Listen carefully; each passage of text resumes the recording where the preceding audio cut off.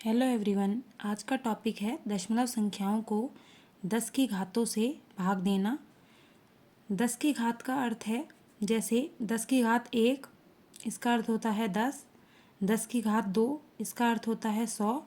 10 की घात 3, इसका अर्थ होता है 1000।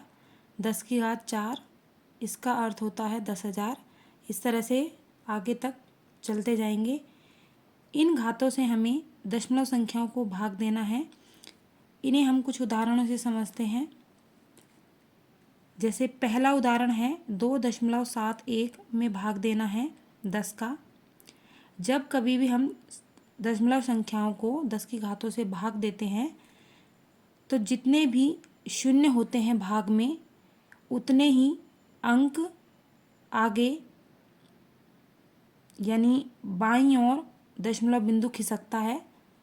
जैसे यहाँ पर भाग में एक शून्य है तो दशमलव बिंदु बाईं ओर एक अंक आगे खिसक जाएगा।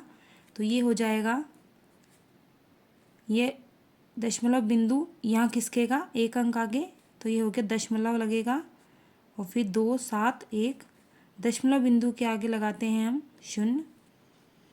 दूसरा उदाहरण है 0.05 में हमें भाग देना है 100 का। यहाँ पर भाग में 2 शून्य है तो दशमलव बिंदु बाईं ओर 2 अंक आगे खिसकेगा। तो यहाँ पर 2 अंक लेने हैं हमें। यहाँ पर कोई भी अंक नहीं है तो 2 शून्य लगा देंगे और दशमलव बिंदु के बाद की संख्या को एज इट इज उतारेंगे। यहाँ पे लगेगा दशमलव, 2 अंक आगे खिसका दिया हमने बाईं ओर। दशमलव बिंदु से आगे लगता है शून्य। तो 0.05 में भाग देंगे जब हम 100 का, तो ये आएगा 0.0005। अगला उदाहरण है 76.305 में हमें भाग देना है 10 का। यहाँ पर एक शून्य है तो दशमलव बिंदु बाईं ओर एक अंक आगे खिसकेगा। तो ये दशमलव बिंदु यहाँ आ जाएगा 7 के बाद में, तो ये हो जाएगा 7.6305।